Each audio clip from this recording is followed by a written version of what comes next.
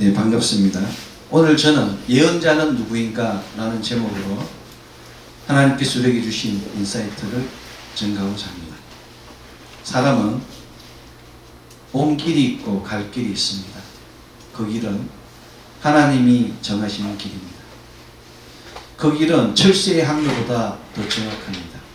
그 길을 알아야 목적지에 다다를 수 있습니다. 그 길을 모르면 빙글빙글 돌아가게 하는 것이 사람의 인생입니다. 일생일사 한 번 태어나고 한 번 죽는 것이 사람의 운명입니다. 근데 사람이 오만 가지 생각과 오만 가지 모든 행위로 자기의 길을 정하고 있습니다. 그 사람들을 위하여 하나님께서는 각 시대마다 사람을 세우셨습니다. 각 시대마다 사람을 세우시고 그 사람을 통하여 사람이 가야 될 길을 알게 하셨습니다. 우리는 그러한 사람을 예언자라고 부릅니다. 그렇다면 지금 여러분은 참된 예언자가 누구라고 생각하십니까? 예언자는 앞으로 다가올 일을 미리 짐작하여 말하는 사람을 의미합니다. 그러나 기독교는 미래를 예언하는 자가 예언자가 아니라 하나님의 말씀을 받아서 선포하는 자가 바로 예언자입니다. 예언자는 오늘 구약성서 본문 예레미야 1장 9절 보라 내 말을 내 입에 두어놓으라는 말씀과 같이 하나님의 말씀을 받은 신탁자입니다. 예언자는 하나님의 입입니다. 여러분 입을 보십시오. 입은 음식을 받아들여서 음식물을 잘게 부수고 깨어지게 하고 소화 요소를 향하여 녹게 합니다. 또한 소리의 공명을 통하여 사람과 세상을 교통하게 합니다. 입은 사람과 세상의 중간 허브 역할을 하게 합니다. 사람은 입술의 소리가 있기 때문에 세상에서 살아갈 수 있습니다. 세상은 사람의 입술 소리를 통하여 운행되고 있습니다. 입은 이처럼 중요한 역할을 합니다. 바로 이러한 입의 역할을 하는 사람이 예언자이며 선지자이며 선견자입니다. 우리 모두가 다 예언자가 되고 우리 모두가 다 선지자가 선견자가 될 수 없습니다. 아무리 만인 제사장 시대가 왔다고 해도 하나님의 말씀을 알지 못하면 어둠의 꼭두각시가 될 수밖에 없습니다. 모든 믿는 사람들은 예언자에 대하여 로망을 가지고 있습니다. 이 땅에 얼마나 많은 사람들이 자칭 예언자, 자칭 선지자, 자칭 신의 아들이라고 사람을 미혹하였습니다. 예언자에 대한 로망을 버려야 합니다. 예언자는 결코 기름지지 않습니다. 예언자는 결코 잘생기지도 않습니다. 예언자는 결코 사회에 해가 되고 누가 되지도 않습니다. 이 땅을 지키고 거룩한 성전을 지킨 예언자는 정의가 없는 불법이 승행하는 메마른 강야에서 힘들어했으며 사람이 맹마른 그 사람들의 심령을 깨우기 위하여 스스로 사랑의 제물이 되었습니다.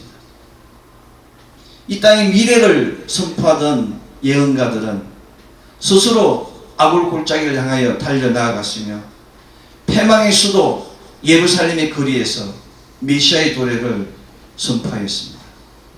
아모스면 어떻고 호세아면 어떻고 미가면 어떻고 이사야면 어떻고 예레미야면 어떻습니까?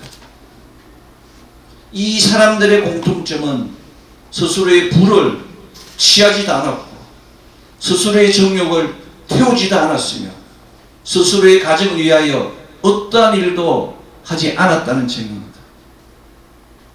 이들은 모두 하나님의 온전한 때를 기다렸습니다.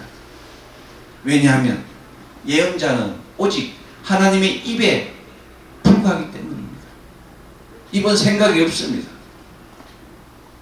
입은 그저 주는 것을 선포하는 역할밖에 못하는 것입니다. 우리는 하나님의 입이 되어야 됩니다.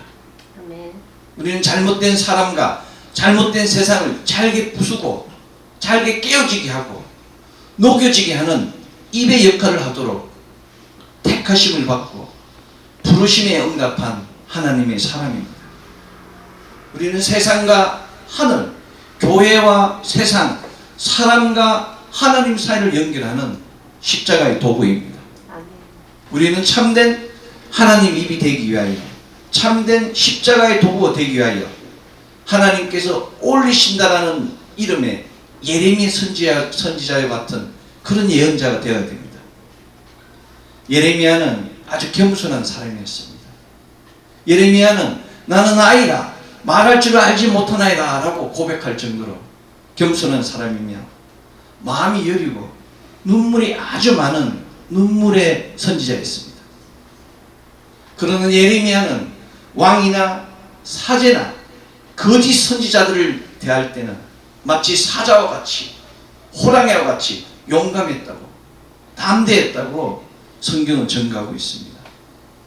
왜냐하면 예레미야는 오늘 구약성서 본문 예레미야 1장 9절의 말씀과 같이 보라 내가 내 말을 내 입에 두어놓으라는 하나님의 말씀과 같이 하나님의 말씀을 품었기 때문에 하나님께서 그를 주장하셨기 때문에 담대하게 선포할 수 있었던 것입니다.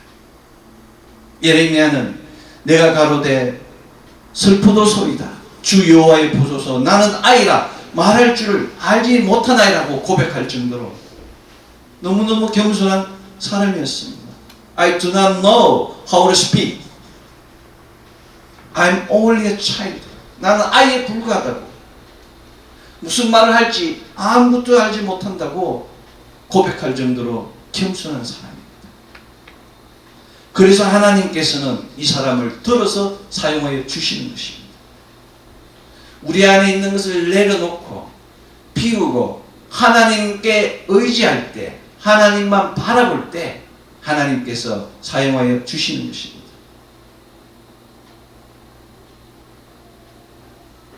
안타깝게도 성경은 하나님의 입이 사라지고 있다고 이야기하고 있습니다. 하나님의 입이 사라지는 그때를 말세라고 이야기합니다. 계시록 13장 4절로 5절은 용이 짐승에게 권세를 주므로 용에게 경배하며 짐승에게 경배하여 이르되 누가 이 짐승과 같으냐 누가 능히 이와 더불어 싸우려 하더라. 또 짐승이 가장되고 신성 모독을 말하는 입을 받고 42달 동안 일할 권세를 받느니라고 기록하고 있습니다. 용에게 권세를 받은 짐승이 가장되고 신성 모독하는 그런 말하는 입을 받았다고, 하나님의 입에 대적하는 그 사단마귀의 입을 받았다고 계시록 13장은 증거하고 있는 것입니다.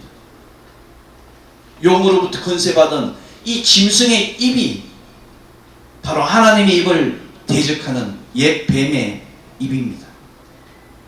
마지막 때는 하나님의 입을 대적하는 뱀의 입이 득세하는 시대입니다. 뱀의 입에 대하여 오늘 신약성서 본문은 마태복음 24장 11절로 12절 거짓 선지자가 많이 일어나 많은 사람을 미혹하겠으며 불법이 성함으로 많은 사람의 사랑이 식어지리라고 증거하고 있습니다. 뱀의 입의 특세는 사람을 미혹하는 겁니다. 그들의 도구는 거짓 선지자라고. 그래서 그들의 말을 들은 자들이 그 사랑이 식어가고 있다고 이야기하고 있는 것입니다. 하나님의 말씀이 아닌 저주와 비방, 원망과 다툼의 말로 사람의 영을 죽이고 하나님을 거역하게 하는 뱀의 입이 득세하는 그 시대가 바로 지금 이 시대입니다. 지금 이 시간에도 뱀의 입이 모여서 또아리를 털고 거룩한 땅을 오염시키고 있습니다. 그러한 땅을 계시록 18장 2절은 귀신의 처소와 각종 더러운 영이 모이는 곳과 각종 더럽고 가증한 새들이 모이는 곳이라고 증거하고 있습니다. 그것이 바로 예루살렘이라고, 거룩한 땅이라고 성경은 증거하고 있는 것입니다. 예레미야가 살던 그 시대가, 그 장소가 바로 그러한 시대였습니다. 예레미야는 혼돈의 시대, 어둠의 시대, 낭망의 시대를 살았습니다. 그럼에도 불구하고 예레미야는 하나님의 말씀을 품고 있기 때문에 결코 오염되지 않았으며, 결코 어둠에 거하지 않았으며, 결코 낭만 가운데도 거하지 않았습니다. 비전과 소망과 열정을 가지고 그는 하나님 주신 소명을 다하고자 선포한 것입니다. 예레미야는 어둠 가운데서 부름을 받았지만 결코 어둠에 머무르지 않았습니다. 왜냐하면 하나님과 함께 하셨기 때문에. 놀랍게도 성경은 나는 포도나무요 너희는 가지니 저가 내 안에, 내가 저 안에 있으면 이 사람은 가시를 많이 맺나니 나를 떠나서 너희가 아무것도 할 수 없다고 요한복음 15장에서 증거하고 있습니다. 나는 포도나무요 너희는 가지라고. 나는 양의 문이라고. 그 말씀하신 예수 그리스도께서 함께 하시면 결코 어둠 가운데서 거하지 않는다고, 굶주리지 않는다고, 헐벗지 않는다고 약속하십니다.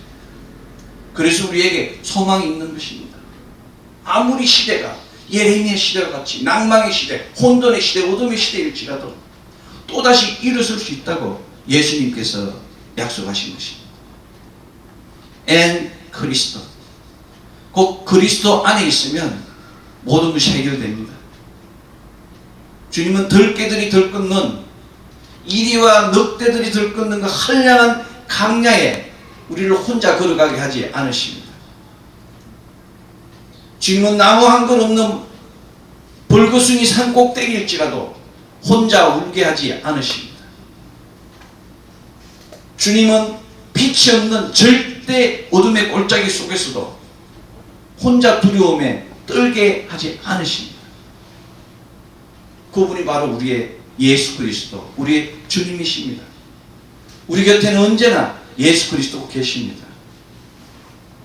예수 그리스도께서는 절대로 우리 곁을 떠나지 않으심을 기억하여야 합니다. 내가 너희와 영원히 함께하리라는 그 예수 그리스도의 말씀을 기억하여야 됩니다.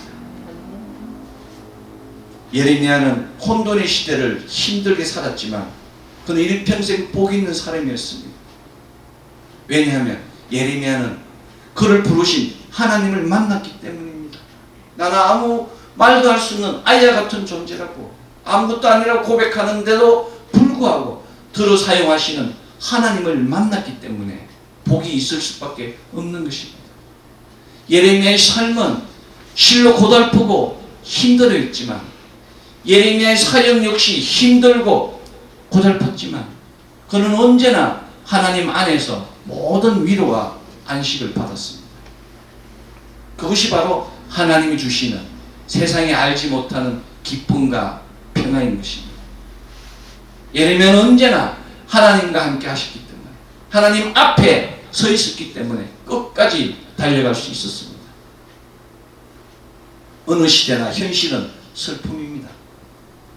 어느 시대나 현실은 비극입니다. 어느 시대나 현실은 암울합니다. 아담의 시대에도, 노아의 시대에도, 아브라함의 시대에도, 야곱의 시대에도, 요셉의 시대에도, 모세의 시대에도 슬픔과 비극과 암울함이 넘쳤습니다. 인간의 삶 속에 반드시 고통과 환난이 있습니다. 인간은 원죄 가운데 있기 때문에 늘 넘어지고 쓰러지고 아픔을 겪을 수밖에 없는 것입니다. 그럼에도 불구하고 하나님의 사람들은, 하나님의 말씀을 신탁받은 하나님의 백성들은 당면한 현실의 슬픔을 깨트려야 됩니다. 하나님을 사랑하기 때문에, 하나님 말씀을 받았기 때문에 낭망할 수 없는 것입니다. 하나님 말씀 있는 그곳은 슬픔과 비극과 모든 질병이 떠나가는 것입니다. 낭망이 떠나가는 것입니다. 비극이 떠나가는 것입니다. 그곳은 바로 위로와 안식의 장소가 되는 것입니다. 예레미야는 신음하는 백성들 뒤에서 안타까워하시는 그 하나님을 만나서 마침내 그의 입이 되고 도구가 되었습니다. 예레미야는 어린아이와 같이 어눌한 입을 가졌음에도 하나님의 백성을 깨우는 위대한 예언자가 되었습니다. 그것이 바로 하나님의 구속사입니다. 하나님은 할 수 없다는 자기 능력이 아닌 하나님의 능력을 나타내기를 원하십니다. 사람의 이름이 아니라 하나님의 성호를 나타내기를 원하십니다. 그것이 바로 신탁의 말씀이며 그것이 바로 예언입니다. 예언은 하나님이 하고자 하시는 의지의 선포입니다. 예언은 사람들이 벗어나고자 하는 희망의 뿌리입니다. 하나님의 예언의 말씀이 있기 때문에, 다시 온다는 예수님의 말씀이 있기 때문에 예수님의 제자들이 순교할 수 있었던 것입니다. 예언은 현실의 어둠과 낭만과 슬픔과 비극을 넘어서는 것입니다. 시간을 넘는 겁니다. 공간을 넘는 거예요. 환경을 넘는 것이 생명의 말씀입니다. 예언은 현실과 미래의 버리집입니다. 가교예요. 낭만과 희망의 버리집입니다. 어둠에서 빛으로, 낭망에서 희망으로, 슬픔에서 기쁨으로 변화되기 위해서는 반드시 예언이라는 버리지를 건너야 합니다. 예언이라는 버리지를 통과하지 않으면 변화될 수도, 만날 수도, 경험할 수도 없습니다. 이것은 예언의 버리지를 건너지 못하면 세상 사람에 불과한 것이며, 건너면 천국 시민이 됨을 의미합니다. 세상은 예언의 선포가 있는 세상과 없는 세상으로 구분됩니다. 세상은 하나님의 말씀의 선포가 있는 세상과 말씀의 선포가 없는 세상으로 구분됩니다. 그래서 세상은 어둠과 빛으로, 낭만과 소망으로 구분되는 것입니다. 세상이 메마른 강야 같지 않습니까? 그럼에도 불구하고 메마른 강야와 같은 세상이 점점 더 황폐해져 가고 있습니다. 세상이 혼란하다고 이야기하는데 더 혼란해지고 있는 것입니다. 세상이 가시밭길이라고 이야기하는데 더 단단한 가시밭길로 변화되고 있습니다. 세상은 마치 사망이 짙은 낭망의 아골골짜기 같다고 이야기하는데 점점 더 해골이 넘치는 아골골짜기로 변해가고 있는 것입니다. 사람이 상상할 수 없는 악들이 나타나고 있는 것입니다. 무엇이 이렇게 세상을 변하게 하고 있는 것입니까? 그것은 이 땅에 참된 예언의 선포가 없기 때문입니다. 이 땅에 참된 하나님의 말씀을 선포하는 하나님의 입이 없기 때문입니다. 세상은 그저 때마다 철마다 듣기 좋은 입에 발린 철학과 그들만의 진리에 열중하고 있습니다. 세상은 단지 세대마다 그들만의 진리와 철학 가운데 매여 있습니다. 그러나 하나님의 사람은 결코 변하지 않는 소금의 윤례를 가지고 있습니다. 그들은 변하는 것을 가지고 있고 우리는 변하지 않는 것을 가지고 있습니다. 6,000년 전에도 4,000년 전에도 2,000년 전에도 아담의 시대에도 노아의 시대에도 아브라함의 시대에도 모세의 시대에도 사도의 시대에도 이 말씀은 변하지 않는 것입니다. 소금의 선포, 하나님의 예언의 선포를 우리는 가지고 있는 것입니다. 우리가 레위기 공부를 했지만 레위기 2장 13절은 내 모든 소재물에 소금을 치라. 하나님의 언약의 소금을 내 소재에게 빼지 못할지니 내 모든 예물에 소금을 드릴지니라 라고 증거하고 있습니다. 소금 언약을 잘 알고 있지 않습니까? 소금이 부족하면 정결할 수 없습니다. 소금이 부족하면 하나님께 상달되지 않습니다. 왜냐하면 소금은 하나님께 드리는 모든 제사에 사용하게 됩니다. 이 소금이 바로 은혜고 이 소금이 바로 은혜로부터는 기쁨입니다. 소금은 바로 하나님 말씀입니다. 소금은 오염되지도 변하지도 않는 하나님의 말씀입니다. 이 말씀이 바로 기독교입니다. 기독교는 말씀의 종교입니다. 그래서 기독교는 세상의 소금이 될 수밖에 없는 것입니다. 내가 그리스도의 사람이면 내 안에 변하지 않는 소금의 언약이 넘쳐야 됩니다. 우리가 참된 그리스도의 신부이면 우리 안에 변하지도 변질되지도 않는 소금의 정체성이 넘쳐야 합니다. 소금이 중요합니다. 소금에 기름이 부어지면 예수 그리스도가 나타나는 것입니다. 그것이 바로 유향입니다. 제사에는 반드시 들어야 될 게 세 가지가 있습니다. 소금과 기름과 유향이에요. 그 소금이 생명의 말씀 위에 기름, 그 성령의 기름 부음이 임할 때 그 생명의 말씀 위에 유향, 예수 그리스도의 향기가 임함을 의미하는 것입니다. 그래서 레이기가 중요한 것이고, 그래서 제사가 중요한 것이고, 그리고 오늘날의 예배가 중요한 것입니다. 소금은 하나님과의 계약 체결의 증거입니다. 소금은 하나님을 향한 나의 믿음과 헌신을 나타냅니다. 누가복음 4장 21절은 이 글이 곧 오늘날 너희 귀에 응하였느니라라고 기록하고 있습니다. 소금이 응한 것입니다. 소금이 변하지 않는 하나님의 율례가 지금 제자들, 사람들 귀에, 마음에 응한 것입니다.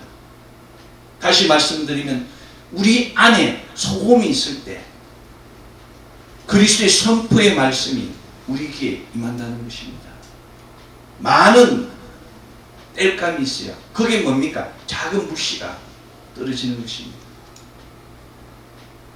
그럼에도 불구하고 우리가 아무리 깨어지고 아무리 부서지고 아무리 녹아질지라도 그 안에 꿀과 누룩이 섞이면 하나님께 상달되지 않는다고 성경은 증거하고 있습니다. 레위기 2장 11절은 너희가 여호와께 드리는 소제물에는 모두 누룩을 넣지 말지니 너희가 누룩이나 꿀을 여호와께 화제로 드려 사르지 못할지라고 경고의 말씀을 기록하고 있습니다. 누룩이 무엇이겠습니까? 누룩은 바로 우리의 심플 네이처, 재성입니다. 우리의 재성이, 심플 네이처가 인간을 어둠 가운데 머무르게 합니다. 우리의 심플 네이처가 인간을 향락이나 범죄에 빠지게 하는 것입니다. 꿀은 무엇이겠습니까? 바로 세상적 정욕입니다. 월드리 패션이에요. 월드리 패션은 인간을 세상에 빠지게 합니다. 달콤함에 빠지게 해요. 도박에 빠지게 하고, 마약에 빠지게 하고, 알코올에 빠지게 하고, 이 월드리 패션 정욕이 인간을 배신하게 하고, 다투게 하고, 살인하게 하는 것입니다. 예수님께서는 일찍이 너희는 세상의 소금이니 소금이 만일 그 맛을 잃으면 무엇으로 짜게 하리요? 후에는 아무 쓸데없어 다만 밖에 버려 사람에게 밝힐 뿐이라고 마태복음 5장 13절에 선포하셨습니다. 우리가 아무리 말씀을 많이 하고 행위가 거룩할지라도 내 안에 꿀과 누룩이 있는 한 심플 네이처하고 월드리 패션을 버리지 않는 한 우리는 소금의 맛을 내지 못한다고, 길가에 버려지게 된다고, 사람들에게 밝히게 된다고 성경은 증거하고 있는 것입니다. 소금은 정말 중요합니다. 고대 세계에서 소금은 화폐입니다. 화폐. 로마 병사들은 월급 대신에 소금을 받았습니다. 여러분, 우리가 잘 아는 봉급, 이 봉급이라는 어원이 소금입니다. 라틴어 살라리움, 살라리움에서 샐러리가 나온 거예요. 살라리움은 소금, 돈, 샐러리입니다. 행동에서 뭐가 나옵니까? 단어가 추출된 겁니다. 그만큼 일상직이라는 얘기예요.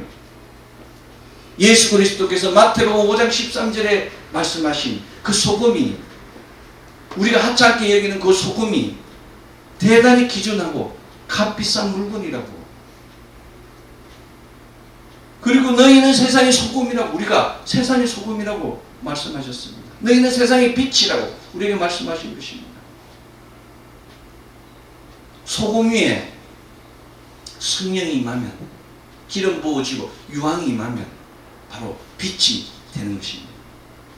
예수 그리스도께서는 우리 모든 믿는 자들에게 금과 같이 은과 같이 변하지 않는 소금이 되라고, 귀중한 존재가 되라고, 영원히 부패하지 않는 정결과 거룩을 가지라고, 그런 존재라고 선포한 것입니다. 놀랍지 않습니까? 우리는 그런 존재입니다. 천하보다도 귀한 그런 존재입니다. 값없이 매길 수 없는 그런 존재예요. 그래서 우리가 향한 그 모든 것에 소금이 있어야 됩니다. 이 소금이 거룩이고 이 소금이 바로 생명입니다. 안타깝게도 요즘 우리 세대가 소금이 부족해지고 정결과 거룩이 부족해지고 있습니다. 소금이 부족하기 때문에 잘 깨어지지 않습니다. 단단해요. 잘 부서지지 않습니다. 잘 녹아지지 않아요. 감동이 없습니다. 깨어지고 부서지고 녹아질 때, 고운 가루가 될 때 하나님을 만날 수 있음에도 불구하고 깨지지 않습니다. 자아가 너무 강해요. 고집이 너무 강합니다. 어떤 사람들이 이렇게 이야기합니다. 나이가 들수록 고집이 강해진다고, 나이가 50이 넘으면 신념을 바꾸기 어렵다고 이야기합니다. 세상이 이야기해요. 소금이 들어가면, 말씀이 들어가면, 성령님 오시면, 예수님 만나면 완전히 변화되게 되는 것입니다. 그런데 그 안에 꿀과 누룩이 있기 때문에, 아직도 세상에 대한 욕망이 있기 때문에, 세상에 대한 어떤 문제가 있기 때문에, 다 지우지 못했기 때문에 그런 이야기 나오는 것입니다. 어둠의 속삭입니다. 우리는 교회 안에서, 하나님의 왕국 안에서 지금 무엇을 심고 무엇을 거두고 계십니까? 무엇을 전하고 계십니까? 예수님을 만나서 자녀가 형통하고 부자가 되고 명예가 올라가고, 예수님을 만나면 자녀가 잘 됩니다. 부자가 형통하게 되는 거예요. 그런데 먼저 만나야 되는 겁니다. 예수님을 먼저 만나서 피울 때, 그때 예수님께서 하늘의 것으로 채워주시는 겁니다. 땅에 기름진 것들이 하늘의 그 거룩한 것으로 커버링 될 때, 그때 그 부귀를, 영화를 지킬 수 있는 것입니다. 인간의 욕망으로 받은 것은 아침에 폈다가 저녁에 지는 나팔꽃 같은 그런 의미인 것입니다. 사랑하는 성도 여러분, 건강한 생명은 결코 조급해하지 않습니다. 건강한 생명은 결코 낭망하지 않습니다. 농부가 심은 들의 콩잎을 보십시오. 농부는 아침 저녁으로 들을 다니며 콩부의 그 콩잎의 숨소리를 듣습니다. 맞습니까? 맞습니다. 농부의 사랑이 있기 때문에 콩잎이 자라는 거예요. 더 중요한 것은 콩잎이 그걸 안다는 겁니다. 농부의 그 사랑을 안다는 거예요. 말 못하고 감정 없는 식물도 주인이 다스리는 걸 안다는 겁니다. 과학적 근거가 있는 얘기예요. 괴롭히고 그 풀을 끊고 하는 사람들이 오면은 극심한 스트레스를 느낀다고 과학자들이 증명한 것입니다. 그 콩잎과 농부가 합이 맞을 때 풍성한 열매가 열리는 것입니다. 상처가 있는 사람에게 소금은 정말 따갑고 쓰리고 아플 수밖에 없습니다. 세상에서 자기 마음대로 살아가는 사람들에게 소금은, 하나님의 말씀은 아프고 쓰린 겁니다. 부자 청년과 같이 내려놓지 못하는 겁니다. 예수님을 만난 부자 청년이 낙담하며 떠나지 않았습니다. 그러나 그 과정을 지나지 않으면 상처를 치유할 수 없습니다. 내려놓지 않으면, 자복하지 않으면, 고백하지 않으면 치유되지 않습니다.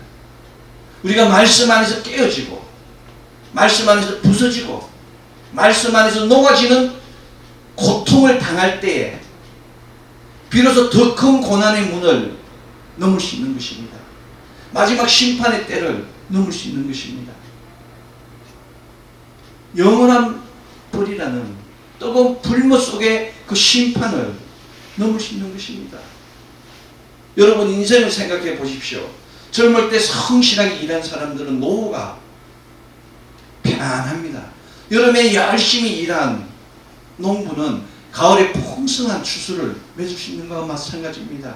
우리가 이 땅을 살아가면서 이 공고한 황폐한 암울한 이 땅에서 하나님만을 바라보며 조금 부족할지라도 감사의 제사를 드리는 자는 그 영혼이, 그 말년이 넉넉할 수밖에 없는 것입니다. 내가 가진 것을 부셔야 합니다. 내려놓아야 합니다. 내가 가장 좋아하는 것을 부셔야 합니다. 내려놓아야 됩니다. 등산을 좋아하면 주일날 예배 드릴 수가 없어요. 친구를 좋아하면 주일날 예배 드릴 수가 없습니다.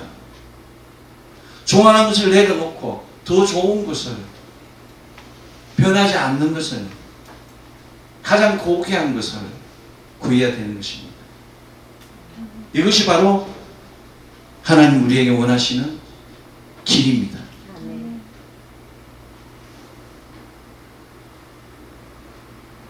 하나님께서는 지금 이 시간에도 생명의 말씀을 교회에 맡겼습니다. 그 말씀이 구령이 되어서 세상에 선포되기를 원하십니다. 하나님 놀라운 말씀이 바로 교회 안에 있는 우리 입에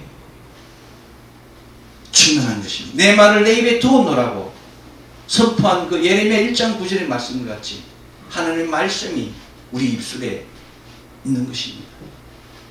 이 하나님의 말씀을 전하는 자가 되기 위하여, 하나님의 입이 되기 위하여 성령님을 받아야 됩니다.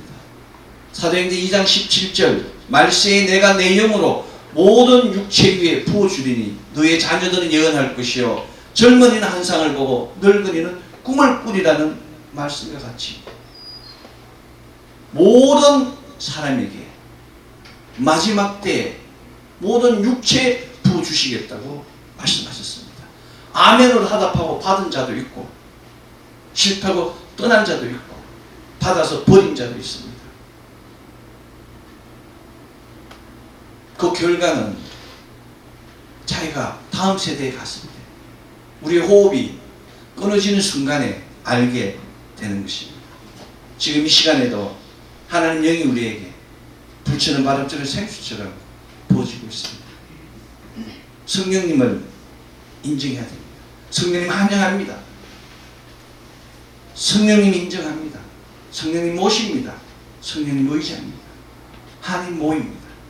환영하고 인정하고 모시고 의지할 때 우리가 승리할 수 있습니다. 바울 선생은 너희는 더욱 큰 은사를 사모하라. 내가 또한 가장 좋은 길을 너희에게 보이리라고 고린도전서 12장 3절에서 선포하셨습니다. 바울 선생이 선포한 가장 좋은 길, 성령님이 인도하시는 그 길, 그 길이 바로 하나님의 입이 되는 그 길입니다. 하나님의 입이 길입니다.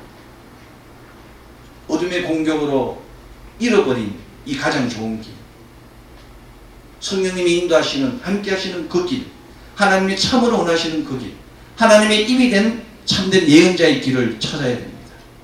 여러 가지 시험이 오나 환난이 오나 고난이 올지라도 힘들어하지 마십시오. 흔들리거나 포기하지 마십시오. 나는 안 된다, 나는 못한다, 나는 할 수 없다, 낭망하고 포기하고 단정하지 마십시오. 늦었다고 후회하지 마십시오. 돌아왔다고 한탄하지도 마십시오. 실패에 대한 두려움도 걱정도 염려도 다 버려야 됩니다. 두려움과 걱정과 염려를 다 듣고 소망과 믿음으로 하나님을 바라보며 하나님의 권능과 권세가 성령님의 인도하심이 우리가 원하는 그곳으로 번개같이 옮겨주시는 것입니다. 나에게 이런 날도 있냐는 그런 놀라운 역사가 일어나게 되는 것입니다. 그것이 바로 하나님의 입의 역사입니다. 하나님께서 우리에게 하나님의 입이 되는 참된 예언자의 길을 가장 낮은 곳에 있다고 가르쳐 주셨습니다. 우리가 낮은 곳으로 내려갈 때, 눈물 흘리는 곳으로 내려갈 때, 그 잃어버린 양들이 방황하는 그곳으로 내려갈 때 참된 예언자의 길을 찾을 수 있습니다. 근심걱정으로 되는 일은 하나도 없습니다. 걱정할 일이 생기면 걱정할 일에 그 시간에 하나님을 바라보십시오. 해결할 수 없는 일은 걱정한다고 해결되지 않습니다. 해결될 일은 걱정 안 한다고, 걱정한다고 해결되는 게 아닙니다. 하나님께서 예정해 놓으셨어요. 될 일은 그저 하나님이 되게 하시고, 안 될 일은 아무리 노력해도 안 되는 것이 인생 삽니다. 마태복음 6장 27절, 너희 중에 누가 염려함으로 그 길을 한 자나 더 할 수 있냐라고 기록하고 있습니다. 걱정한다고 우리 인생이, 육체가 달라지는 건 없습니다. 그저 하나님 바라보십시오. 나는 아이와 같은 자다. 나는 슬퍼도 소이다. 나는 아이와 같이 아무것도 알지 못한다고 하나님께 고백하면 하나님의 그 강한 손이, 거룩의 손이 우리 입을 만져주시고, 하나님의 그 생명의 말씀이 우리 입을 주장하게 하시고, 하나님의 영이 우리 발걸음을 주장하게 하셔서 하나님 원하시는 곳으로 인도하여 주시는 것입니다. 여러분, 기도는 바로 그럴 때 하는 겁니다. 걱정 때문에, 염려 때문에 손에 잡히지 않을 때, 의욕이 생기지 않을 때, 아무것도 할 수 없을 때, 그때 하나님을 바라보십시오. 사람을 보는 것이 아니라, 환경을 보는 것이 아니라 하나님을 바라보면 식물 인간이 되어서 통 하나 움직일 수 없을지라도 기도는 할 수 있습니다. 기도는 바로 인생을 회복시키는 기적을 만듭니다. 기도와 기적은 같은 단어입니다. 시편 37편 4절은 여호와를 기뻐하라, 저가 내 마음의 소원을 이루어 주시리라 라고 기록하고 있습니다. 하나님을 기뻐하고 감사하십시오. 우리 모두가 감사가 넘칠 때 기쁨도 넘치게 되는 것이고, 기쁨이 넘칠 때 하나님께서 우리에게 더 큰 것으로 응답하여 주시는 것입니다. 믿음의 결단으로 하나님 모든 것을 내려놓고 하나님 말씀을 심고 전하는 하나님의 입이 되기를 소망합니다. 여러분 주위를 보십시오. 여러분 자녀를 보십시오. 그저 바라볼 수 있는 게 행복한 겁니다. 자녀를 위하여 수고할 수 있는 게 행복할 뿐입니다. 자녀가 그저 마음에 들지 않더라도, 환경이 마음에 들지 않더라도 그들이 그렇게 건강하게 살아가는 것이 우리에게 감사하고 기쁨이 될 줄로 믿습니다. 우리는 자녀가 높은 곳에 올라가면 부자가 되면 만날 수가 없어요. 너무 똑똑하면 만날 수가 없습니다. 너무 바쁘기 때문에. 그런데 지금 너무나 많은 시간 주셨어요. 나를 돌아볼 수 있는 시간도 주시고, 자녀와 이해할 수 있는 시간도 주시고, 그것이 바로 하나님의 은혜입니다. 세상을 향해 달려간 그들을 위하여 기도하는 부모, 기도하는 형제, 기도하는 공동체 되기를 소망합니다. 지연절로 세 번째 줄, 이로부터 놀라운 기름을 통하여 생명 말씀을 통하여 충만한 하나님의 입이 넘치는 하늘과 땅을, 교회와 세상을, 세상과 하나님을, 사람과 하나님의 그 모든 묶인 것을 파쇄하고 끊고 전하는 참된 예언자의 소명을 다하는 우리 모두 되기를 소망합니다. 아멘. 기도하겠습니다. 사랑과 은혜와 자비가 풍성하신 아버지 하나님 감사합니다. 오늘도 우리